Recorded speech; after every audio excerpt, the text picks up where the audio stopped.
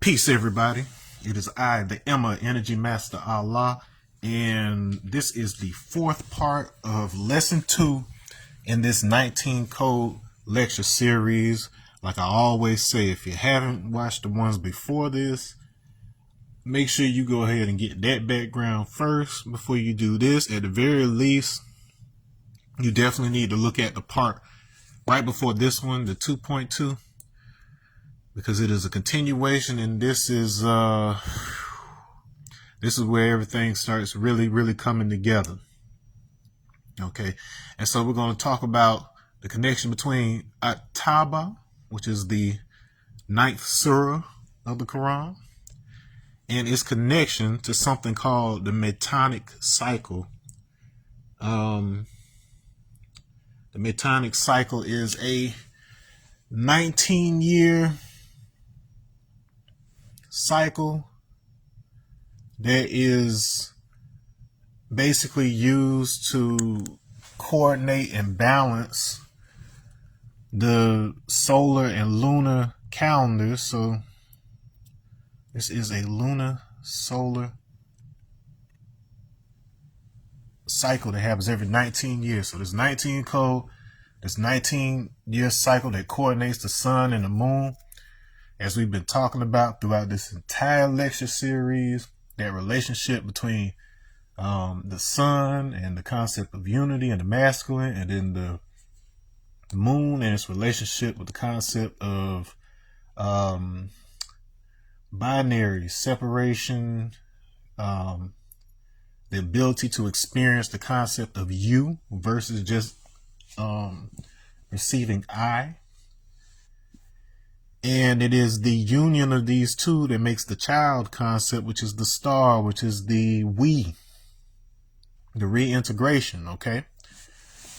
Well, Ataba, and I'll tell you why this particular surah, Surah 9, is significant in a minute. This means the repentance.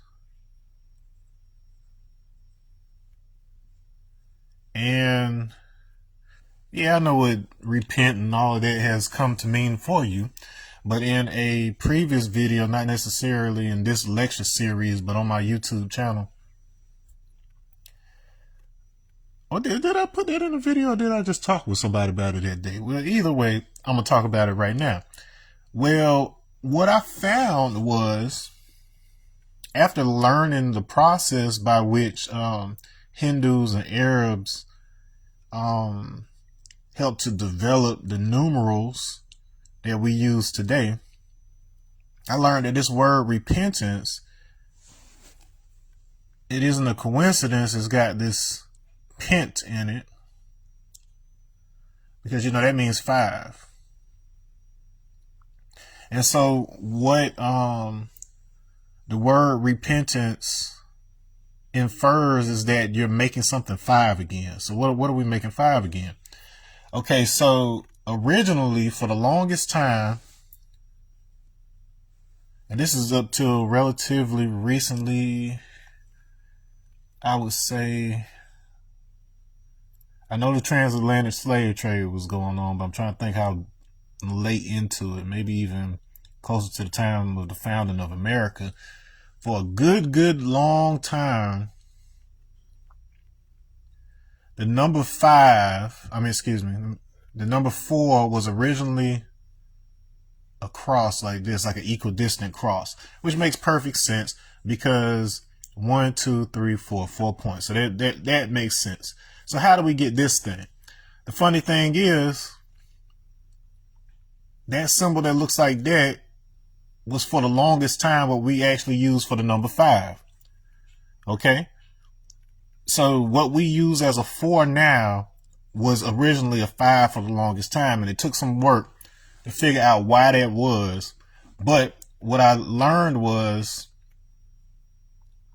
that is actually derived from the Egyptian hieroglyph for a hand or arm.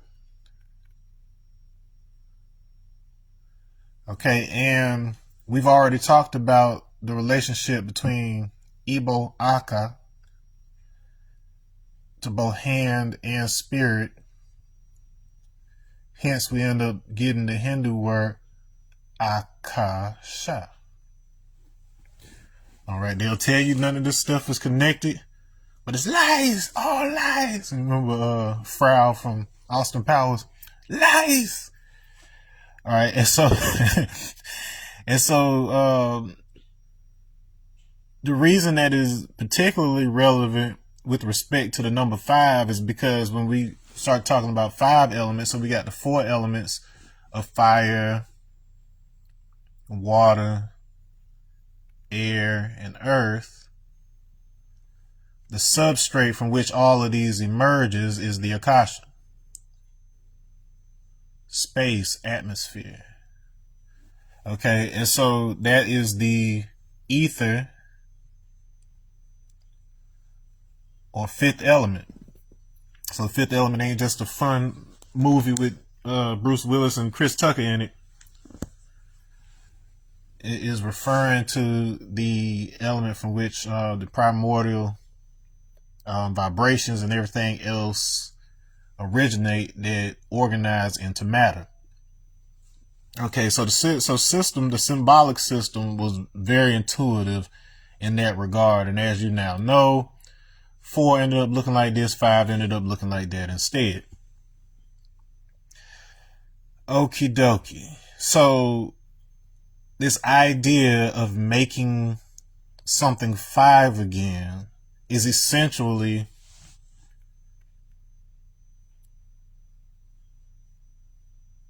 taking the elements and observing their relationship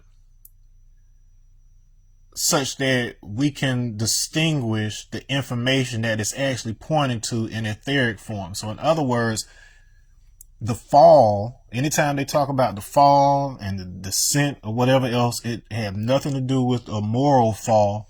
It's describing the descent of etheric information from the masculine aspect into the physical aspect, which requires that it divides into these 4 elements.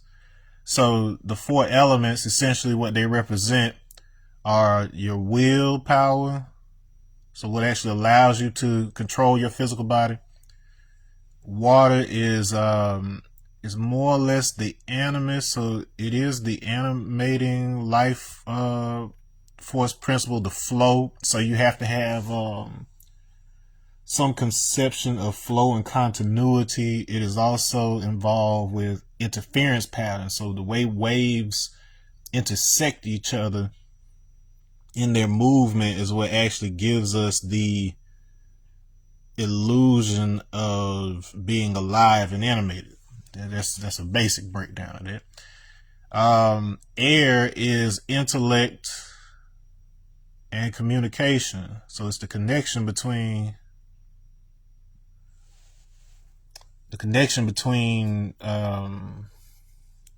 the potential and the kinetic. It is the connection between heaven and earth. It is the connection between the masculine and the feminine. Communication. It's not just something your therapist tells you in couples counseling. When it comes to the elements themselves and the forces of the universe, it's the same situation. But then communication is a lot broader than what we consider with respect to the way that we speak. And some of y'all can't even communicate on that level. But perhaps if you understand a little bit more on this level, perhaps that'll help you overcome some of those shortcomings. Okay. And Earth, of course, is the actual body. It's the lattice. It's the standing wave, the repeating structure that enables stability of form, and it includes your nature, like your consistent nature of who you are. Okay, and so when you take all of those things and you compare them and you see, okay, what do these have in common? How do they interact? What is facilitating how those things interact? That's when you're talking about Akasha. So Akasha is holding information, that ether is holding the information of the vacuum that dictates how these material forces are able to interact with each other. In Igbo culture, that manifests as something called the 4 market days, each one of those days representing a specific element, and it is dominant on that particular day. So but what it really is describing is this concept of the 4 elements. If you envision them as beings, they will meet in the middle to do business. So all the business is done at the center right here. So if each one of these 4 positions is associated with the element, they all meet right here. This is the exact same concept as the pyramid.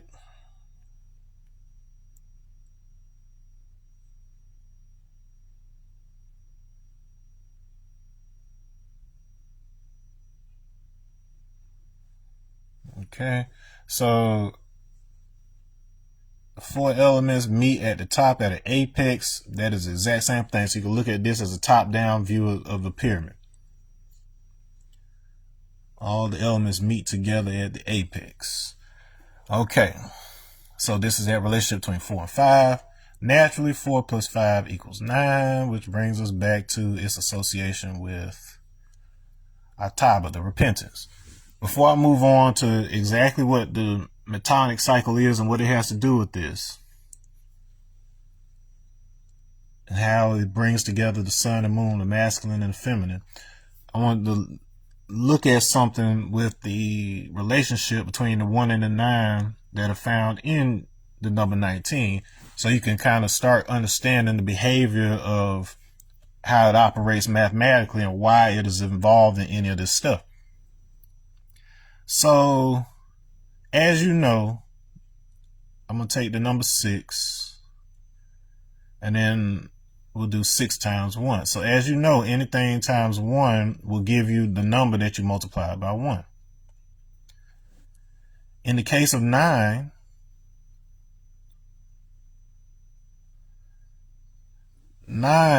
times anything is going to give you a number, the digital root of which, meaning the sum of its digits, the reduced sum of its digits, is always going to equal 9.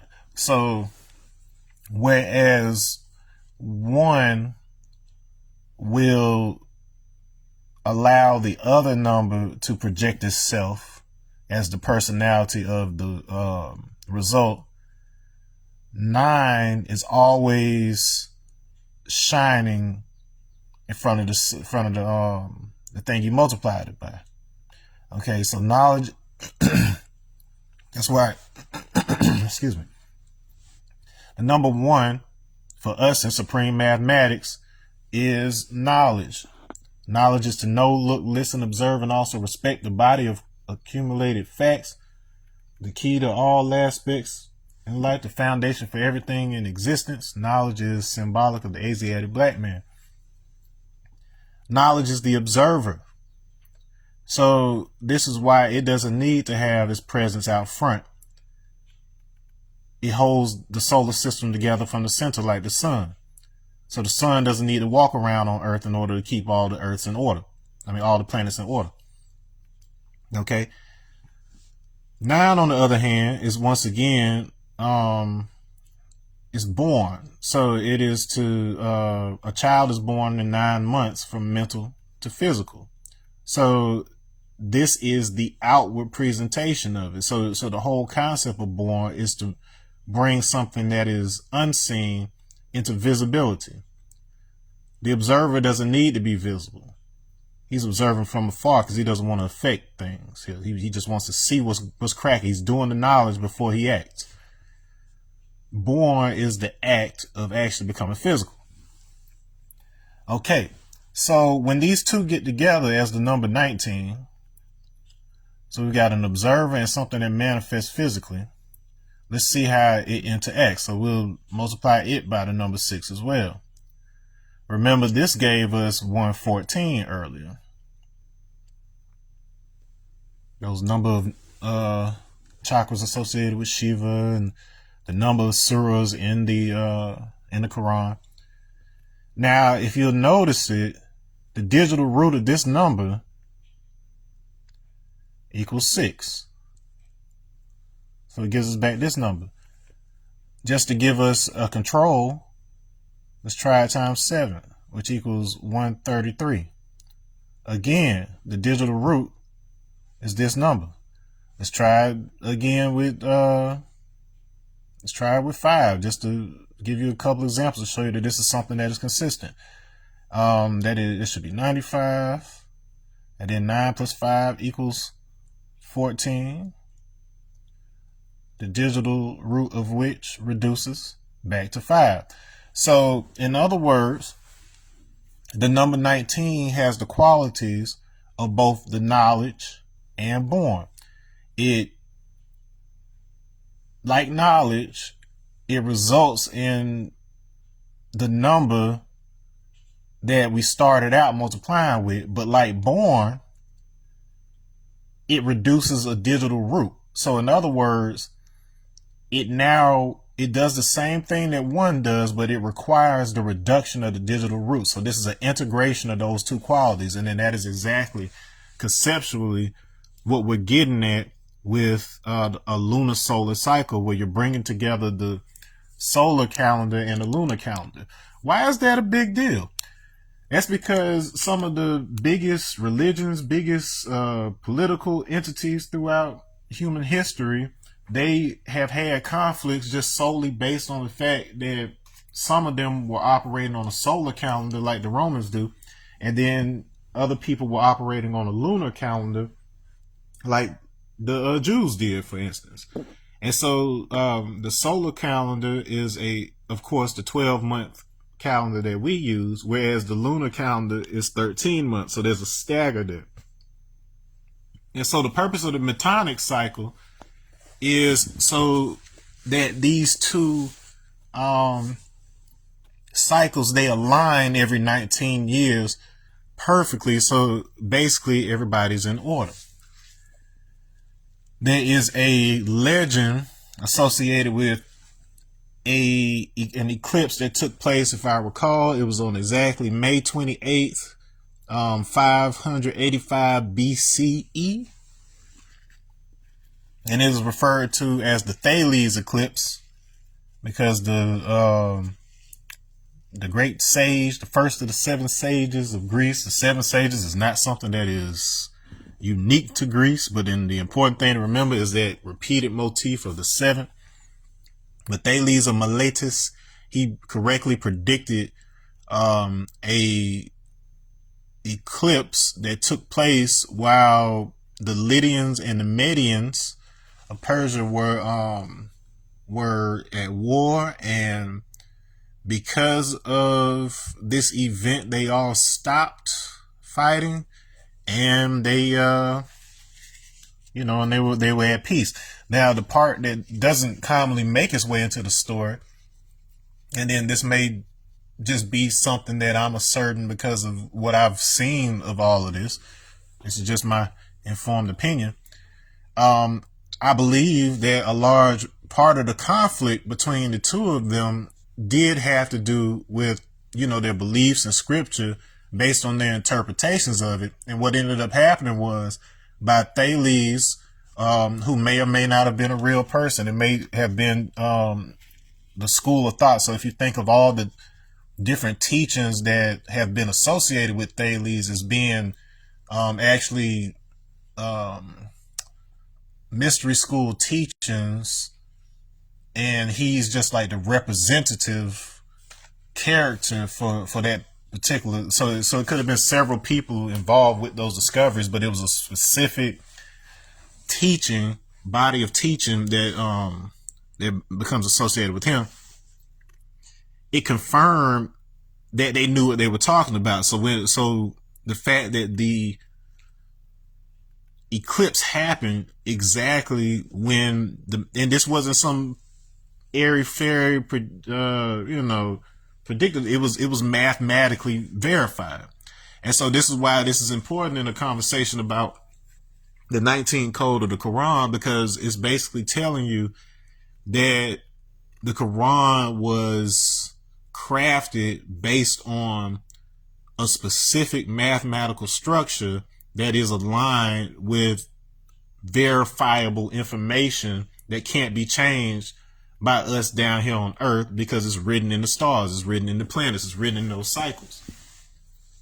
And so what I'm going to demonstrate for you today, which is why this is probably like the most important section of this this lecture so far, is I'm going to show you how the concepts we've been talking about are encoded in this Metonic cycle.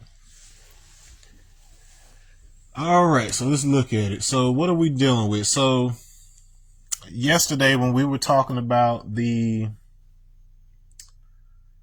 Adinkra symbols, and we were talking about the n equals 4 supersymmetry, which gave us the 16-point hypercube of 4 dimensions. We got to see what the shape of time was as an object.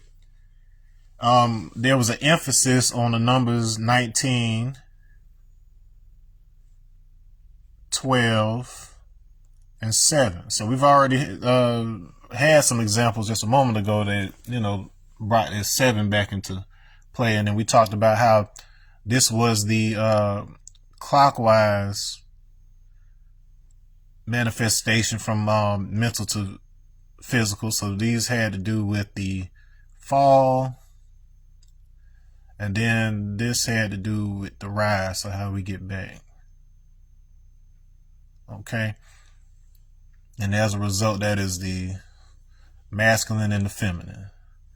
All right. So,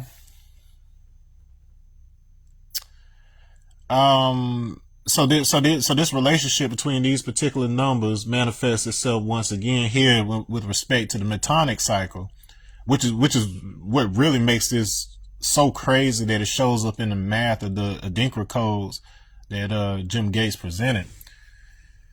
Is that okay? So this is based on the solar cycle of a year. So our 12-month year, 19 years times 12 months equals 228 months.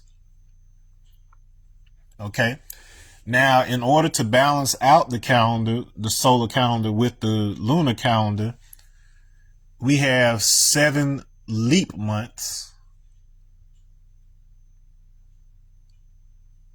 Okay, 7 leap months. So just like you've got a leap day and leap year and all this stuff in our system, we've got 7 leap months, such that this is a 235 month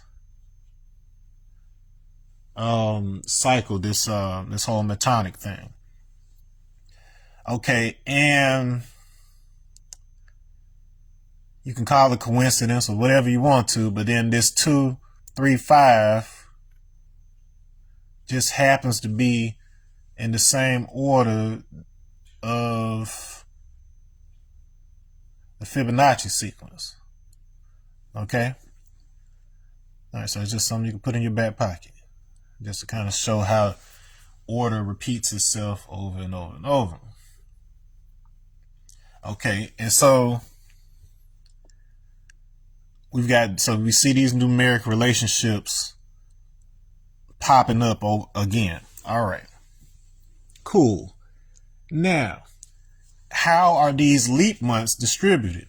So what they do, so on the 19 years of this cycle, they add an extra month to the 3rd year, the 6th year,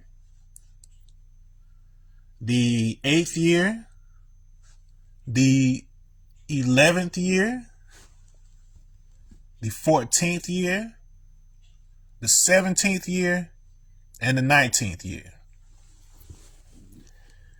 Now, I don't know about you, but this seems like the most random arrangement to be placing these 7 leap months. And whenever I see something like this, I immediately check to see if there's something encoded here. And so if you've looked at other videos of mine before this lecture series, you know that I revealed this alphanumeric system that was basically the foundation for what we later recognize as like Proto-Afro-Asiatic and Proto-Semitic and all these other languages, whether it be Egyptian or Igbo or whatever. Before that, there was an understanding of the space between things. So there was a timing. So they recorded and they communicated associated with time. And these people were, whoever was, presenting this information was doing so with a fourth dimensional or higher level of communication, is what I'm saying. And it's not something that is beyond the capability of human beings, but it does take one who has been enlightened to the higher dimensional aspects of our existence to be able to do this. Okay, and that is exactly what I'm training and equipping you for right now. Like, if you can perceive reality on this level, that's essentially what you're doing. You're basically cultivating your 4D perception, so that when we engage in higher spiritual activities and higher states, it makes that transition a lot smoother, and you don't hallucinate a bunch of crazy stuff. So anyway, case in point, let's talk about what. And I don't want to jump the gun on this one because it's something juicy, but I can. So let me tell you what an Arab is. So what is the significance of Arabic when it comes to the Quran? Okay, so to Arabize something was a word meaning to make clear.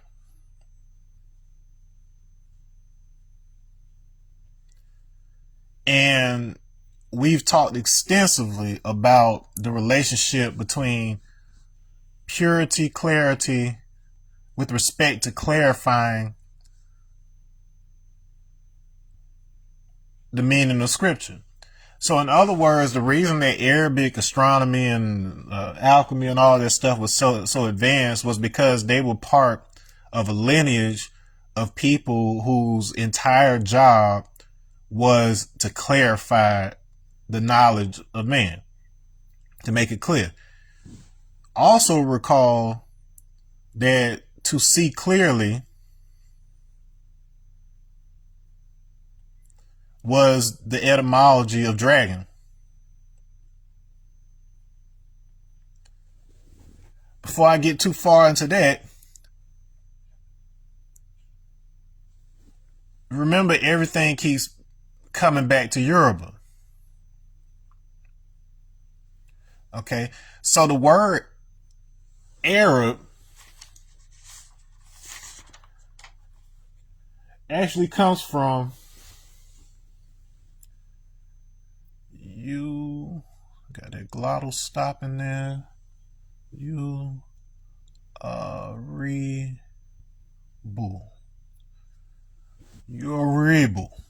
Yoruba, which means to state clearly. So specifically talking about with speech. And somebody sent me something from Minister Farrakhan earlier this morning, and this is after I had looked at it. Was something else that popped up on my YouTube suggestions having to do with it was actually a brother from the NOY that was speaking on the 19 code.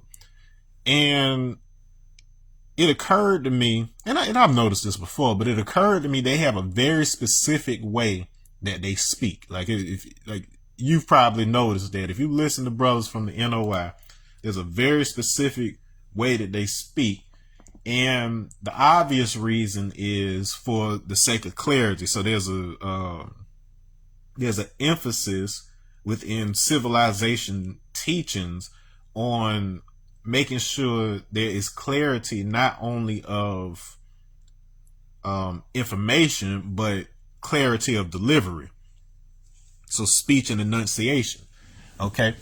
And so with Yoruba writing, like when they did adopt the writing system, because, you know, most of this was oral tradition, you know, all the, you know, just like Sanskrit, or even with the, not Sanskrit specifically, Vedic teaching. So Sanskrit was a written language that was developed later in order to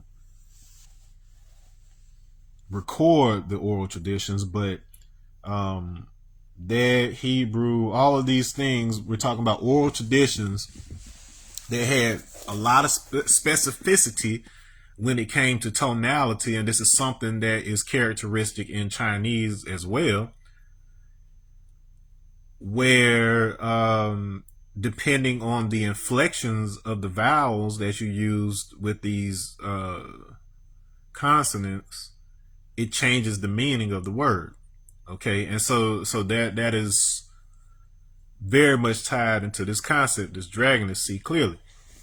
Now remember, I was telling you that serpent in the mystery traditions had to do with word or membrane. And this comes back to our hand thing, because remember back then, you know, we started back talking about the number 9 again just a moment ago. And it corresponds to the Hebrew letter Tet, which remember was a snake in the basket. Now, also recall when we got into the thing about Yata, you know, the 8-hand measurements and all of that good stuff, when we compared it to the Hebrew equivalent, we had these things about hidden goodness in the hand, and, you know, enveloping and whatever else. So the envelope, so if I have a wave, so sound waves, an envelope in that regard, you can look at that as kind of like being the skin, like the average presentation of these waves. So these waves are gonna, you know, they're coming from everywhere, there's noise and blah blah blah. But if I were to take a line and make the average of those, or if I were to put, imagine me having a swimming pool and something is churning that water in that swimming pool, and I put a pool cover over it, so I just put like a tarp on top of it. I'm not going to see all the movement of the water that's happening under that blanket. I'm going to see the average movement. If I had 4 kids that were playing under a blanket, like let's say we had like a large blanket out and they were all crawling, you know how kids do, small children play and do that. You're not going to see all the details of the kids. You're going to see those 4 lumps moving around under that cover. So if you look at our physical reality as something like that, where we have all these wave interactions and we have all of these interference patterns happening, we only see a composite, our brain is attuned to lock in on repeated patterns within those interference patterns and then present a single image, a consistent image. Okay, so I said that envelope is like a skin. Okay, and then skin is a membrane. Now, something that you may not realize about the word hidden is that it doesn't, like, I know what we understand hide to mean, like hide and seek or whatever else, but that is literally derived from the concept of like raw hide, like the skin of cattle. So that is literally the skin of an animal. Okay. And so for something to be hidden, it means to be covered in skin. So it's saying, so the whole semantics, the conceptualization of something hiding or being hidden is that it is covered up the same way that skin hides your organs on the inside. That is where the word hide and hidden comes from. It comes from skin. So we relate that back to the envelope of sound serving as the skin or membrane that you actually end up seeing after these patterns come together. We have to see through the envelope in order to understand the math of the waves that are moving under it. So that is really what we're talking about when we say to see clearly the etymology of a dragon.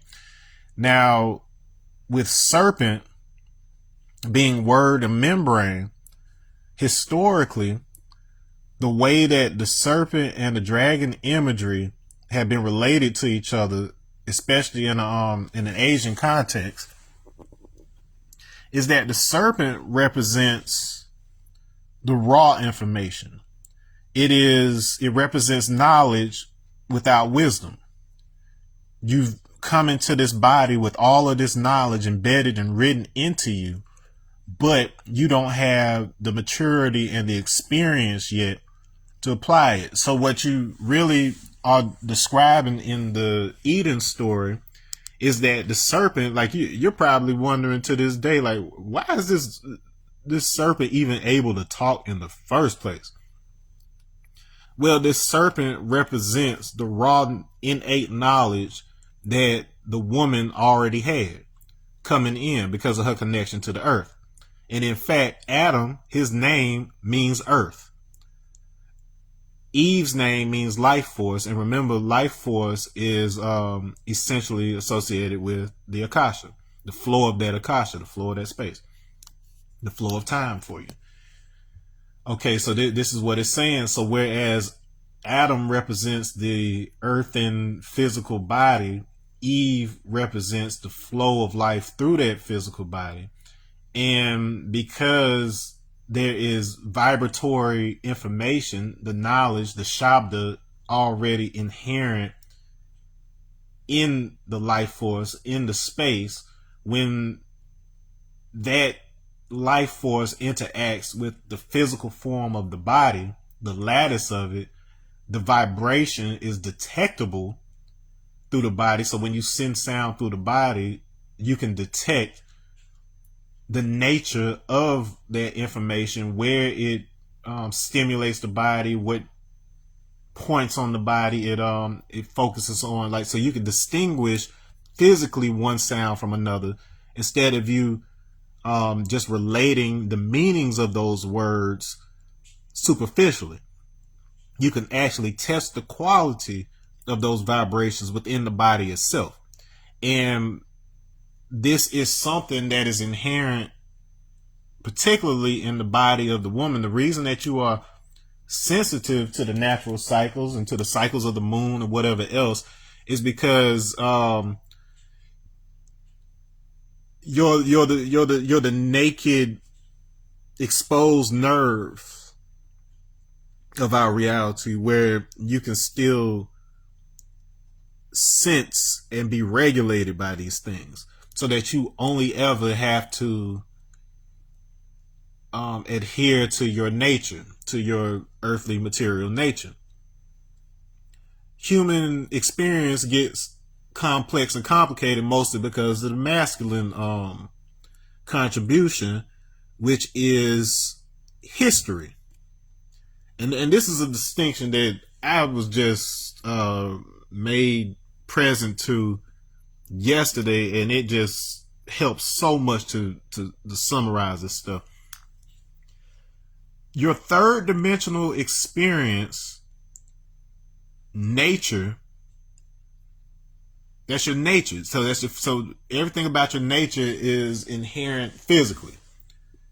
Whereas your perception of time is directly tied to your four-dimensional ability to weave together a narrative and explanation for your nature from what I like to call the myth space. But what the myth space is essentially every possible path that light can take in a space. And because every single possible path is represented in that myth space, we could come up with any number of stories for how we got here. In other words, and I've given this example previously, if you have always existed and you existed outside of time in such a way to where you just have to come up with the idea for what you want to look like and all of that, or you already have an inherent order to your existence to begin with, when you want to come into 3D reality, into material reality, you have to justify that shape. So when they say you're made in the image of God, it's to say that he's just always, been organized in that particular way. Not necessarily in physical material at that level, but the math informing that physical design is already stable and, took trillions of years according to NOI.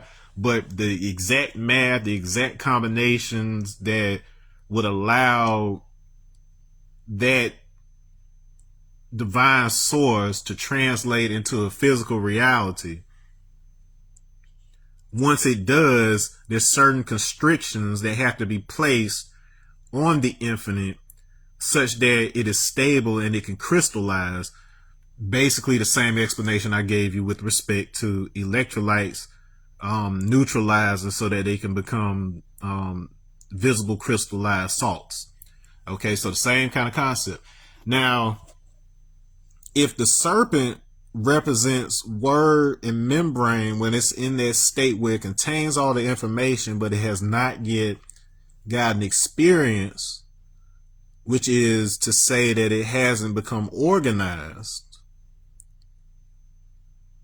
the dragon represents this word or membrane having been given enough time in order to develop into something solid. So the whole concept of a dragon having horns, which represents becoming solid, it's relating to the horn, the Ammon's horn. Remember, Ammon comes from a moon, which means the hidden one. And like I just told you, hidden comes from hide, so the skin one, so the one with the skin, the one that can actually be physically detected. So what we're saying is, after sound has been sent through the body consistently enough and within the same context enough, like you would with a song or a chant that you sing over and over, blah, blah, blah, blah, blah, it gradually shapes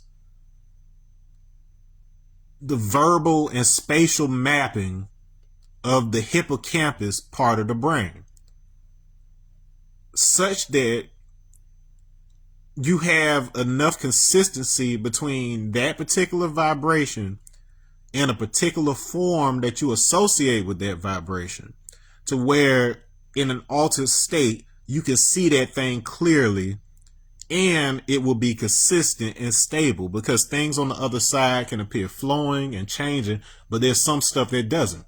And one of those things oftentimes is like the relative position of like walls and the floor and stuff in your apartment. Like it can appear, certain details can appear differently, but because as you're using sound throughout the day in a particular location, sound is reverberating off the walls, your brain is subconsciously creating like an echolocation type map in your memory, whether you know how to access that or not. But the more consistently that you are in a place and you're experiencing that on a subtle physical level, the more stable those specific aspects of your environment become when you're in a dream environment. And so that is essentially what you're doing in this 3D experience, is that you're mapping the timing of locations. And I told you how space and time are coupled in the earlier part of these lessons. When your consciousness has been shaped relative to your experience of the physical space in the form of hearing, that allows you to more stably see it and see certain information that's not visible to the eyes once you're perceiving things in a four-dimensional context. Okay. All right, good. So this concept of a serpent that has been around long enough and become wise eventually grows to be a dragon. And there's different levels of the dragon, whereas he may have his horns first, but then he eventually grows wings. Chinese dragons, they don't even require wings in order to be able to fly. It's just a matter of their spiritual advancement. So the difference between the serpent and the dragon overall, throughout all the symbolism everywhere, is this idea of you having the raw data coming in from the ether in Eden, and us gaining the necessary experience to understand what that serpent represented. So what we essentially have in a biblical context is that in the beginning of the book, you have the serpent. You have what happens with the serpent. And I struggle with the serpent. We have struggle understanding the raw data, the raw information of the universe. By the end of the Bible, you have the dragon. So remember, you have the horned beast, the dragon, and, you know, him and the false prophet get cast into the lake of fire by Christ. So if Christ is attached to this etymology of this system of making things clear, what is represented by the false prophet and the dragon being tossed into the lake of fire is having clarity on those symbols themselves. So you start to understand what was the purpose of the false prophet in the first place. What was the purpose of the dragon in the first place? If I could see past the symbolism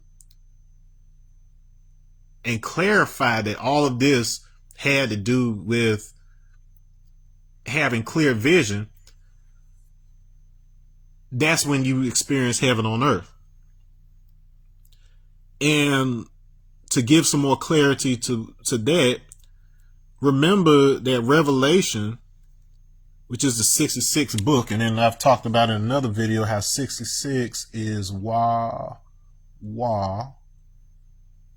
which is Shesh, which gave us Shisha, who remains. So so in other words, the end of the Bible is what generates the beginning of it. So it isn't a beginning and end story. It's a loop. It's a cycle. So the heaven on earth, where heaven and earth are merged together again at the end of the Bible, is again separated when God separates heaven and earth in the beginning of Genesis. So it cycles. It's not a beginning and end story. It is a cycle. And we get wiser each time we go through the coils of the cycle. So anyways, so in Revelation, remember, this is a vision that John of Patmos is having on the island of Pelon, aka Patmos. And in NOI, they say that Jacob, who created devil in the first place, is one and the same with John of Patmos. And you can take that with a grain of salt. But, you know, you'll understand it more as we describe this. But remember also that whereas in the beginning in Genesis, you have the flood, and then eventually this concept of the waters gives rise to the baptism of Jesus in water. So he received his clarity through water. Well, it said the next time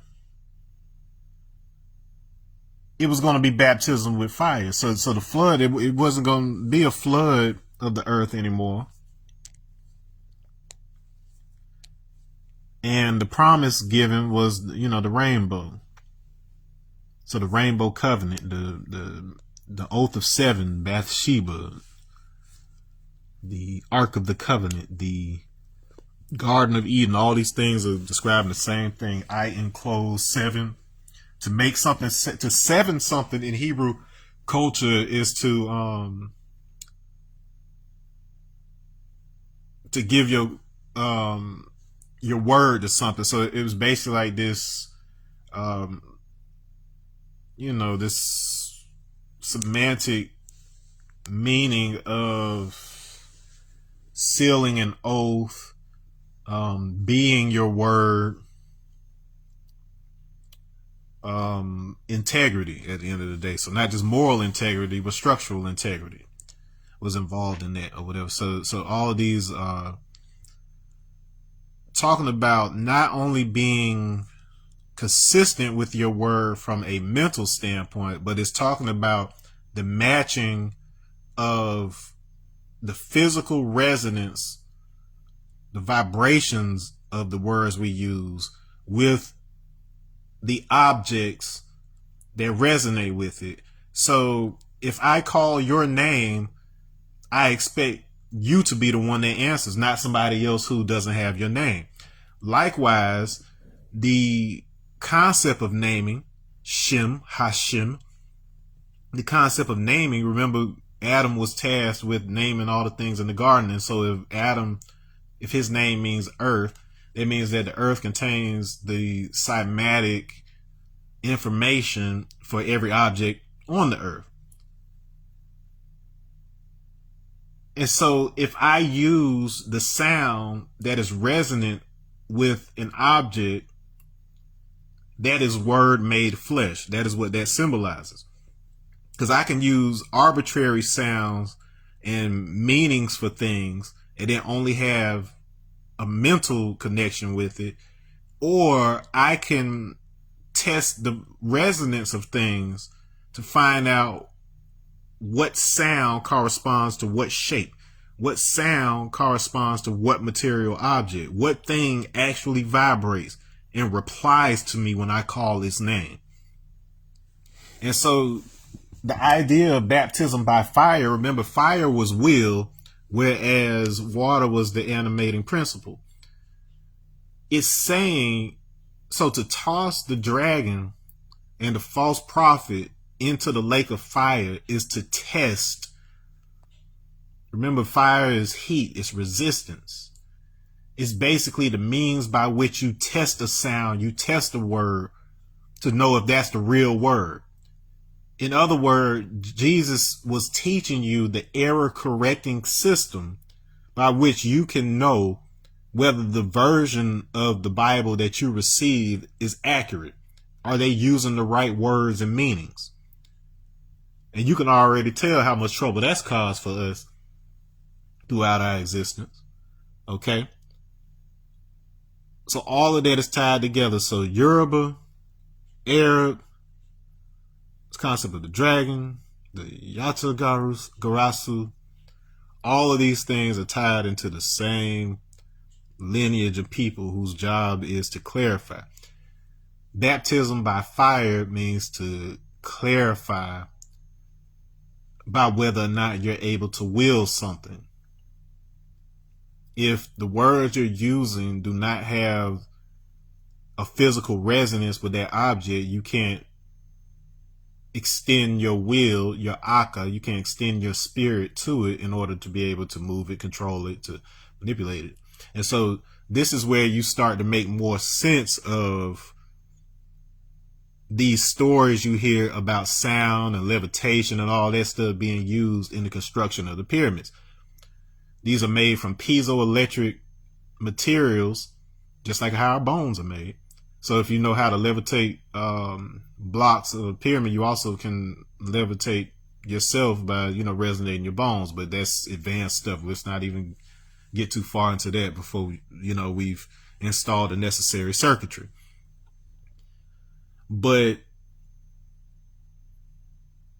these concepts have a theoretical scientific basis if you understand that that's what they're trying to communicate in these stories. All right. What does all this have to do with the Metonic cycle and these leap months? I just told you what Arabic is for. Arabic is specifically supposed to be in a language, a system that is designed to clarify something. It is somehow connected to Yoruba, and we'll get into how a little bit later.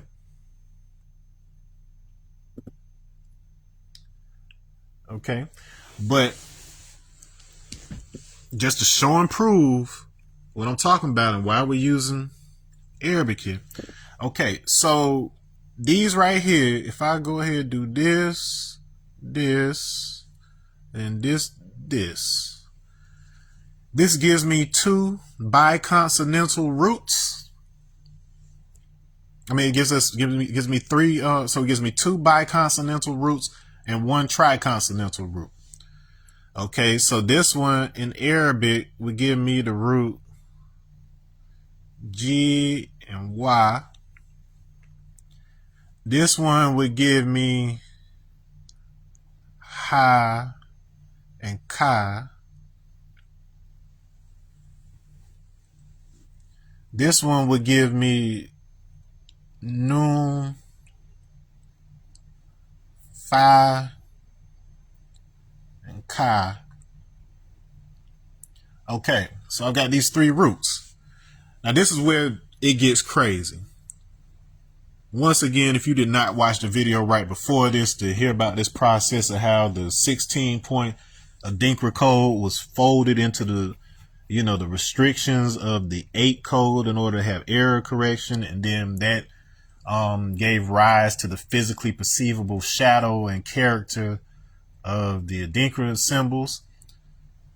You really need that under your belt to really get the impact of what this implies, the fact that these specific leap months were chosen in this 19-year lunisolar cycle. Because this right here, this Arabic root basically means the void, the expanse. Okay, so that's talking about the vacuum. That's talking about Akasha. That's talking about, was it Obala or Okala? Obala. It should be Okala. Because Obala, one of those was to make visible. The other was to, I believe it was Okala. That was the expanse, to make wide, to be astride. Okay. And that was associated with the number 8. Because remember, that was the code 0001. So that was 8. So that brings us right back to that square root of 8 that was associated with black. It brings us right back to that concept of Yata. So you see, like, I'm not just making this stuff up. Like, all of these things are working into each other. But this also has another powerful inference, because Jiwa is the alternate spelling for the Sanskrit word Jiva, which represents life force. So again, we're talking about the relationship between Akashas. So Eve is the life force. So this is talking about Eve right here. You can even see how, because this J is pronounced like E in Egyptian, and then the W starts sounding like a V once you have, Proto-European influences. So you can see how Jiwa could end up being interpreted as Eve or Eva, right? So all of this is contained in this one little root. Now, Jiva is the life force. It can refer to the soul. It's the individual soul. It is in a lot of ways the chi in a lot of respects. But when we have this concept of Jiva is Shiva, and Shiva represents the being beyond the physicality, represents the neutral, the that which is not the ultimate, the supreme. What it's saying is that the space that you occupy is just a folded version of the entire void. So when we talk about these concepts of like black hole holography and holographic photography and how light steps down through the dimensions in order to preserve all sorts of information, phase information, or whatever else, that is exactly what you are. So your individual soul has all the same type of information as the ultimate reality, the truth.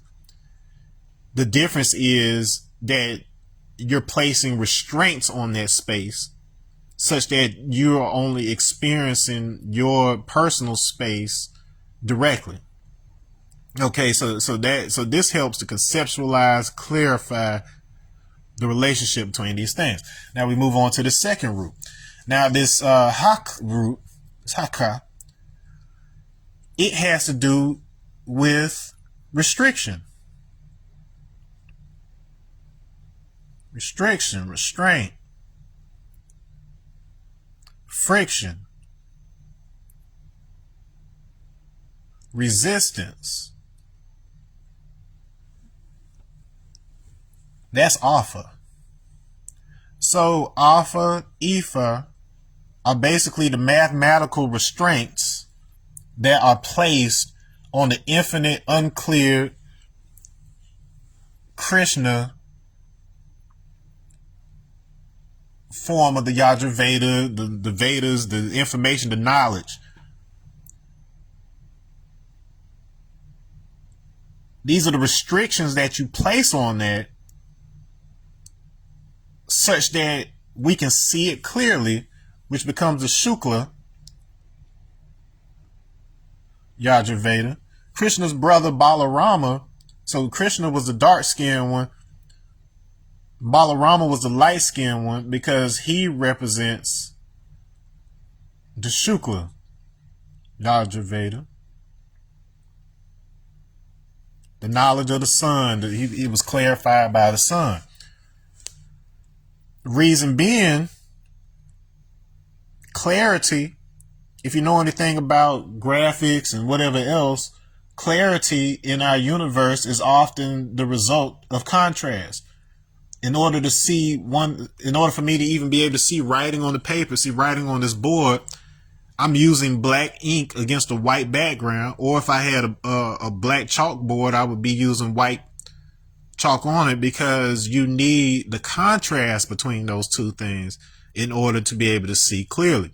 This is why we have people this color and then we got people this color. This is why I got that color in order to distinguish other lines and creases. It's my akaraka. That's how I read my destiny. This is how writing comes into being. The markings that appear on our body, on our hands. In fact, remember I told you that Yah deals with hand. The markings on my hand even look like Yah. You see how I have like that Y-like shape with that fork right there, and then I've got this A-like shape. Like, they literally were just taking the markings off of the hand in order to name the hand. Okay, like if that isn't evidence enough for you at this point, I don't even know what to tell you. Okay, so this is the restriction. So remember, that had to do with that 8-point Adinkra symbol. So we got the 16-point being talked about here. We've got the 8-point. So we would expect this last one to have something to do with the result. And in fact, this is the craziest thing. So on one hand, this root means sufficiency. And more specifically, it relates to something material that is effective enough to fulfill on a particular purpose. So in other words, this is the material form, the material shape that is sufficient enough to represent the information contained in here. That's essentially what this means. Now, the even crazier thing about this word, this root, and the word that derives from a nufaka, is that it can mean an amulet made of writing that contains writing. So basically an amulet. Or it can mean logarithm, mathematical term, which is crazy. So in other words, these complex aspects of space, and then the African divination used to read it, it then generates formulas or a consistent equation that is preserved in the form of shapes and symbols, which is the exact description of what the Adinkra codes are. It was Jim Gates' discovery that these particular geometries help to solve complex equations associated with supersymmetry in the transformation of force particles into material particles and back. So this is clearly encoded into this 19-year lunisolar cycle.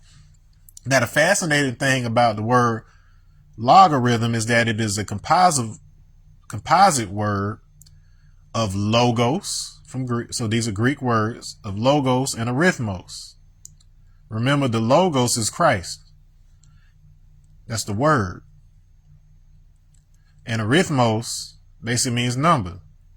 So remember, I was telling you that this is part of an alphanumeric system, whereas our words are derived, the word of God is always derived from number.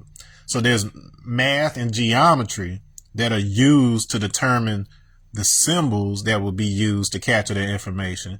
From there, those symbols cymatically are,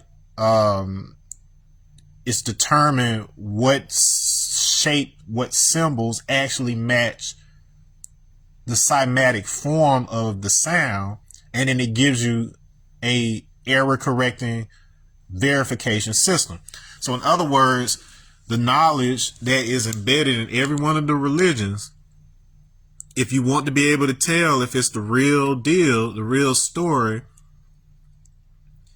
you will be able to reduce it to math and equations to understand that math. And that math is encoded in the cycles that we can't personally affect, like those cycles of the sun and the moon and the planets or whatever else. So astronomy was not about superstition. You had people who made it that and then started to, get kind of wacky with it because they had the language, but they weren't given the underlying understanding that my people, this tribe of Christ, had for you. So when we throw the dragon into the lake of fire, we are baptizing it. We are baptizing it with fire, meaning that we are applying our will. We are separating the real from the fake. Every single thing in that book is you. It's an aspect of you. Yes, the events tend to fall in a similar fashion in our physical history, but that is only because history is essentially the manifestation of us mapping the four-dimensional aspect of our being onto the third dimension. Okay, now let's bring this back around to Ataba. So Surah 9. And more specifically, make some room. I'm gonna keep that over there, make some room over here. This is your proof of the 19 code here. And why you never send a modern Egyptian to do an ancient Egyptian's job. Just because the niggas that live in a place right now look a certain way does not mean that's how they've always looked. Y'all should be saying thank you for the stuff we left behind for y'all to civilize yourselves. All right. I say that because one of the biggest controversies when it comes to the 19 code as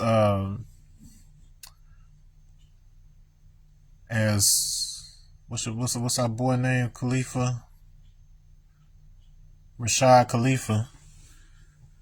He took issue with Surah 9, Ataba,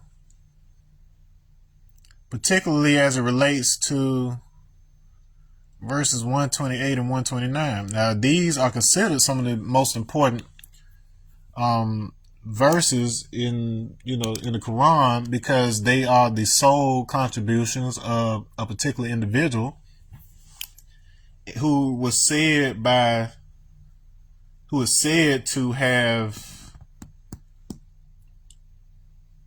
based on the words of the Prophet Muhammad himself, he says that this man is so trustworthy that his word, his vote is worth 2.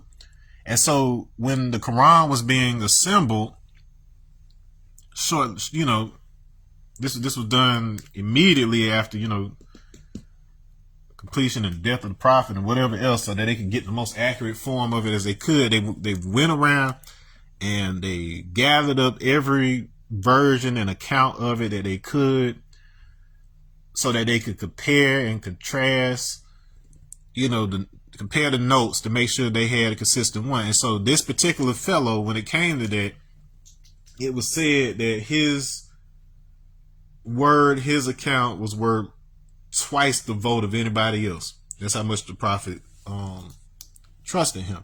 Now, the reason this becomes controversial is because with respect to this 19 code, this is the only section that appears to have issue with respect to the rest of the code. Now, it has internal, relationship with the code, so it's consistent internally, but it throws off the overall. So Rashad Khalifa, his assumption was this couldn't belong in the Quran. It must have been added later. It must be something false. But it should have done the opposite in his reasoning. It should show you that everything that the Quran was doing is pointing to this particular. It wanted to highlight this for you. And it is significant because it's commonly looked at as a way to acknowledge the Prophet. So it doesn't do this anywhere else in the book. And, Rashad and, fundamentalist type folks or whatever in Islam, they look at it, they want the invisible, separate Allah as far and distant from the physical man as possible. But essentially, this is the one section that, if you break it down to the roots and what's actually being said there, in a lot of ways, it's saying that same concept of Jiva is Shiva. So it's not even just saying that the Prophet Muhammad alone was Allah. This is the section that starts pointing at the fact that the drop of divinity in you is a self-contained version of the entire Quran, And the other aspect of this word that I didn't really get into, I'm gonna reveal it in a moment with the words that are used in here, but it ties back into this. So just remember the logos, arithmos, logarithm. All right, so for our purposes within these verses right here,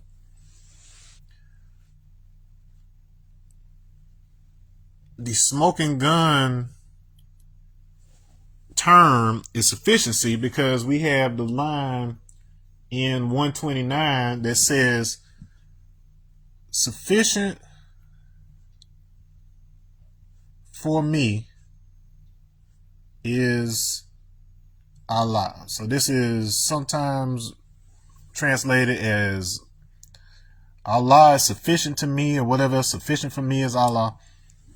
And the actual words that are used there, it is Hasbiyallahu.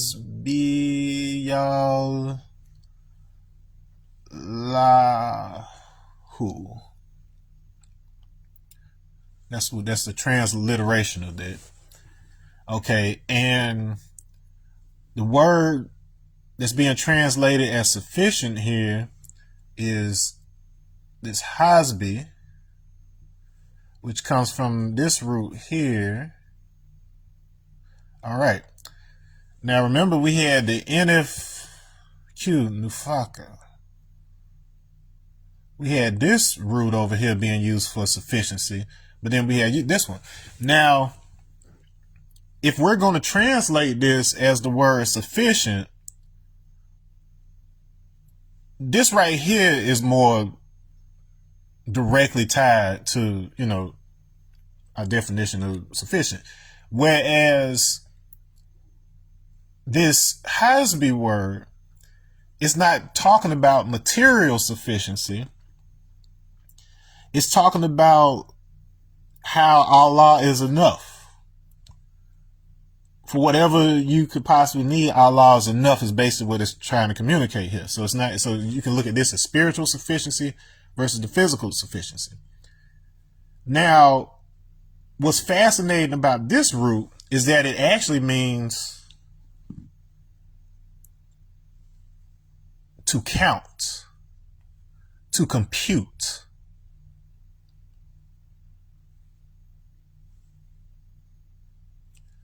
Accounting. Okay. So it's basically saying Allah is my accountant. Allah is my computer. Remember, we said Islam is mathematics. So in Islam, in our supreme alphabet, which I'll actually be getting into in lesson 3, the 9th letter is I, or Islam. So Islam is mathematics, and mathematics is I, self, Lord, and Master. So within I and self and all of that, this is telling you that we contain the mathematics, and what Allah represents is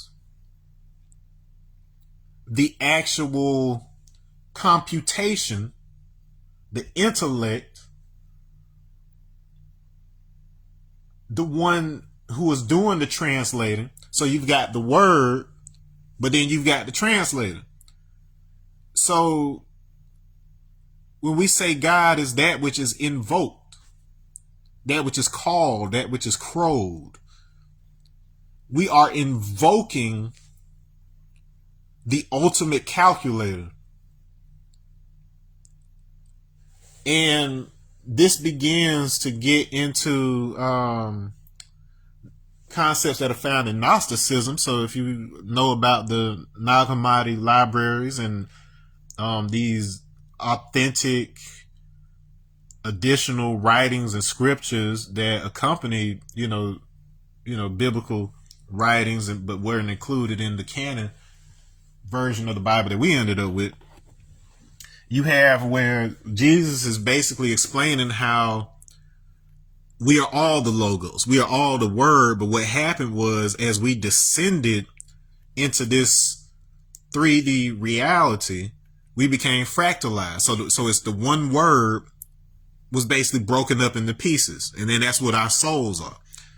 Okay. And we've shown mathematically that that's exactly what happens, is that when a fourth dimensional being steps down into third dimension, we're going to experience it as a bunch of three-dimensional objects. So each of our individual souls is a fractal of this one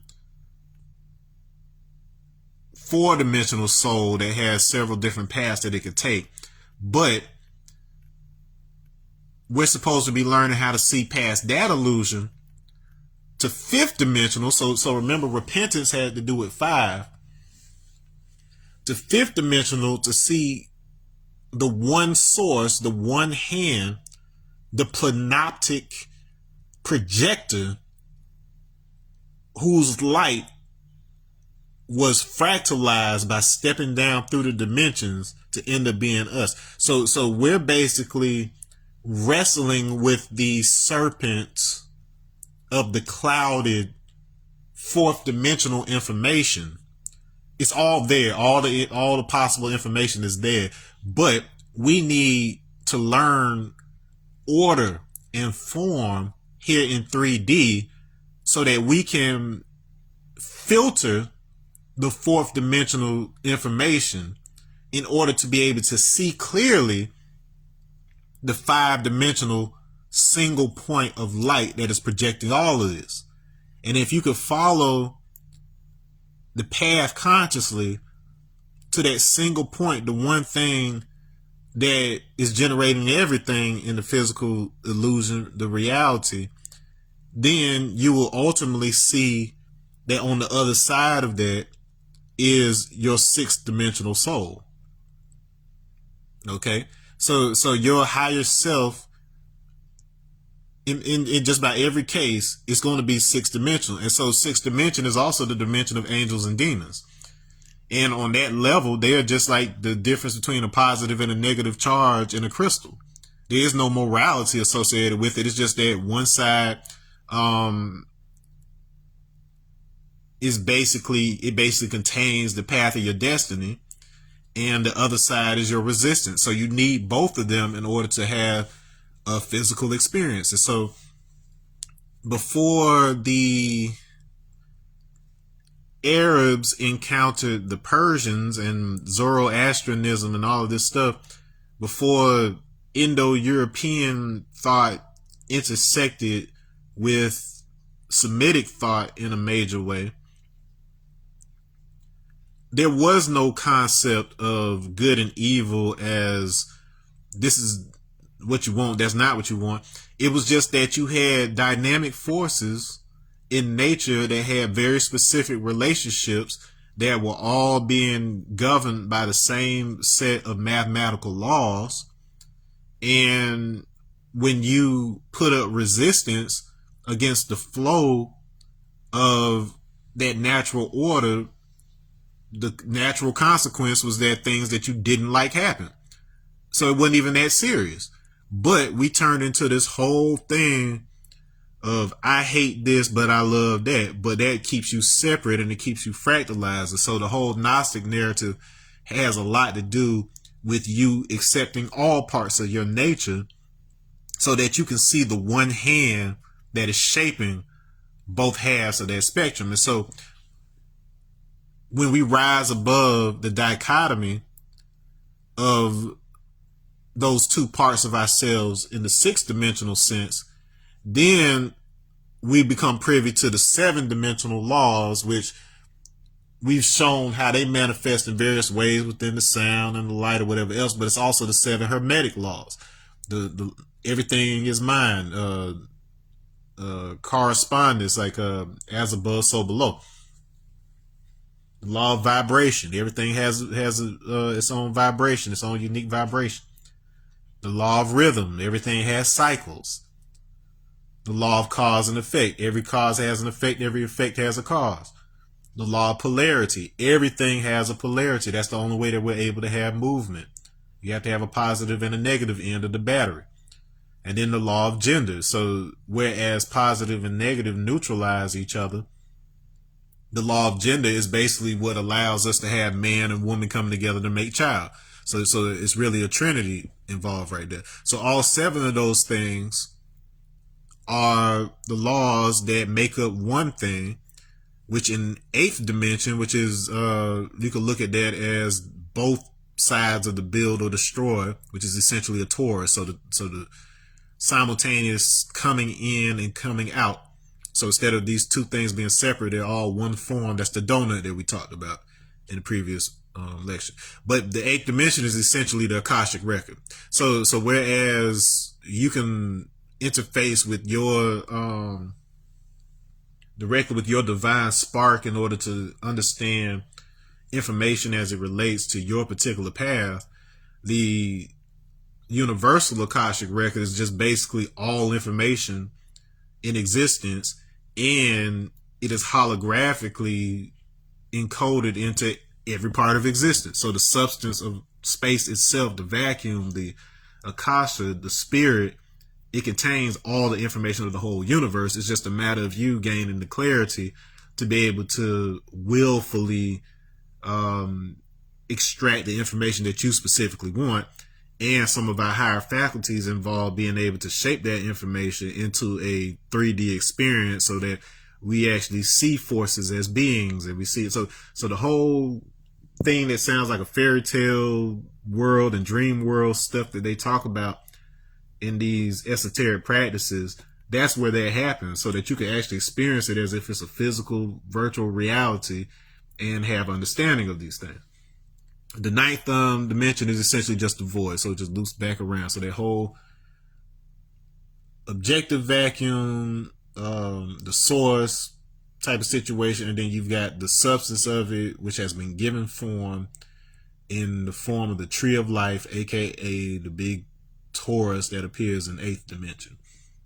Or that, and it, you don't even want to know how many different things I had to be taught and involved in, and had to actually try and do blah blah blah in order to be able to explain that structure to you as plainly as I just did. But just know this, it wasn't easy, and fortunately I'm able to give you this scaffolding to stand on so it doesn't take you nearly as much time, and then you can move on to the next thing, and then you can reveal even greater things than I. All right. So that's the most that we're going to do for now.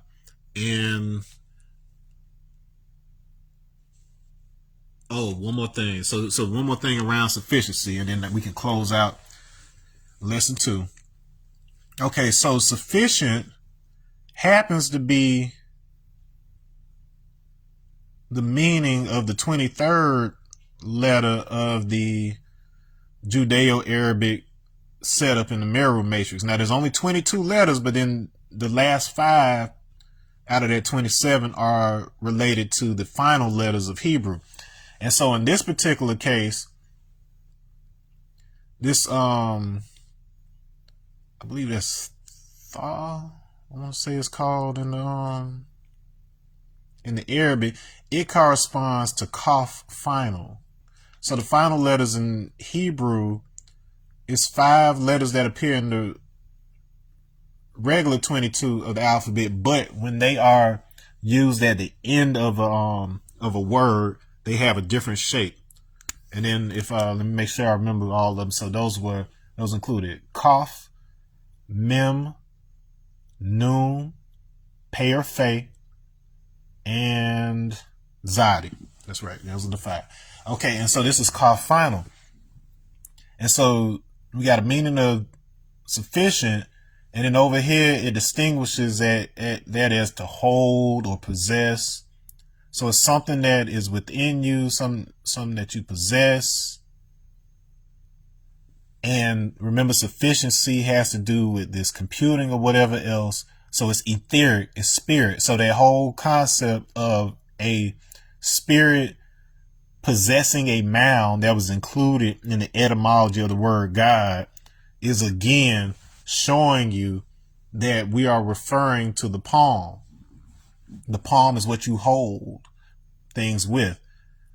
It's telling you that the five, so remember Allah, arm, leg, arm, head, that same 5-point logic is embedded in your hand. So what this is ultimately communicating for you is that my hand is my calculator. My hand has the information written on it. So my palm, when I have that dark melanin, I know exactly which lines are significant mathematically, like just like how these rings on my fingers map my finger joints, which are spaced according to the Fibonacci sequence. Remember, we said this is an order of Fibonacci. That's what is the gateway to the Akaraka. So and then I want you to look at something with the word Akaraka. All right. Especially if I were to replace A's with glottal stops.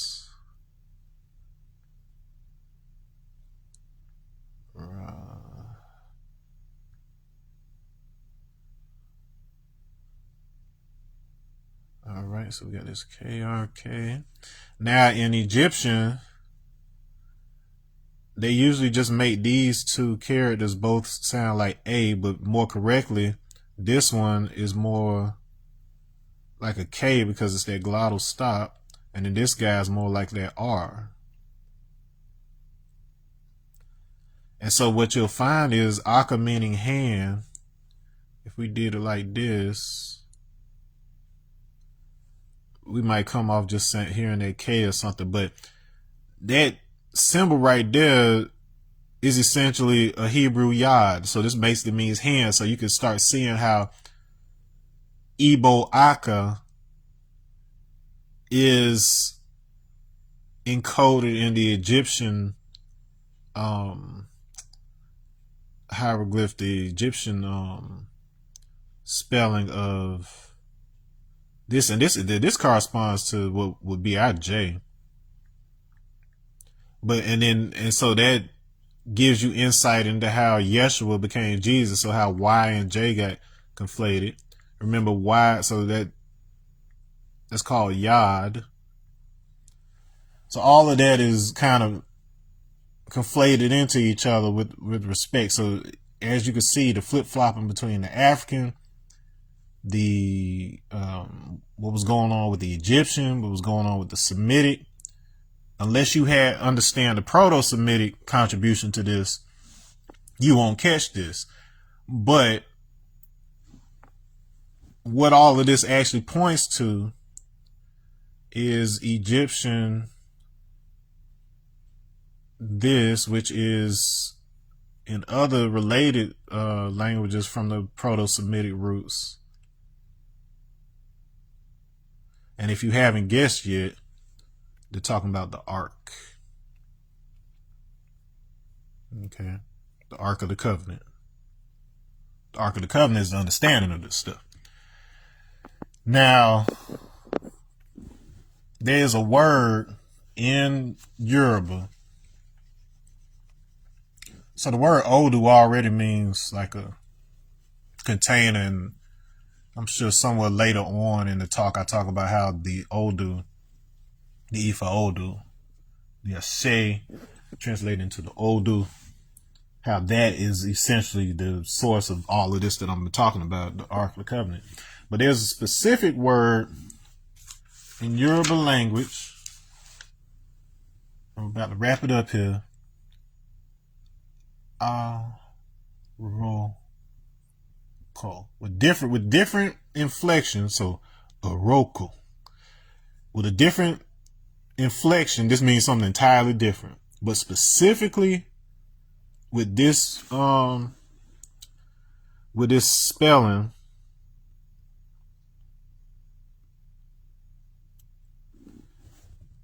Aroko or Uroko means communication. And more specifically, it is a practice in Yoruba culture where objects are used to convey complex meanings. Just like the three objects that are contained in the Ark of the Covenant in the story, and just like the three treasures of Japan. These are all part of the same sun, moon, star, Oroku. And so it is easier to carry the ark in the sky as the sun, moon, and stars and understand the symbolism as it's applied there, since we're all going to see the same thing. If you want to encode it and hide it secretly, you create physical objects, and then you have a different three objects than another culture has. So normally, if it hadn't been for cats like Shindo Hozumi, who is part of this disclosure effort right now, some people may have never made the connection between the three objects of the Ark of the Covenant in the Hebrew context and the three treasures of Japan, the imperial treasures. But this is what it's all pointed back to. Now, if I take this, remember we were dealing with these Proto-Semitic roots. That is, if I Abguidaized it,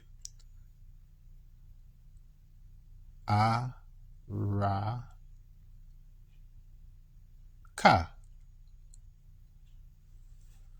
That is exactly, so Araka is actually, so Akaraka is a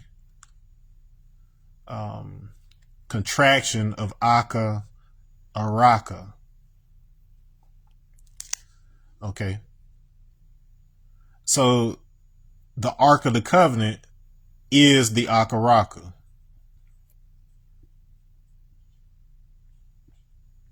Karasu.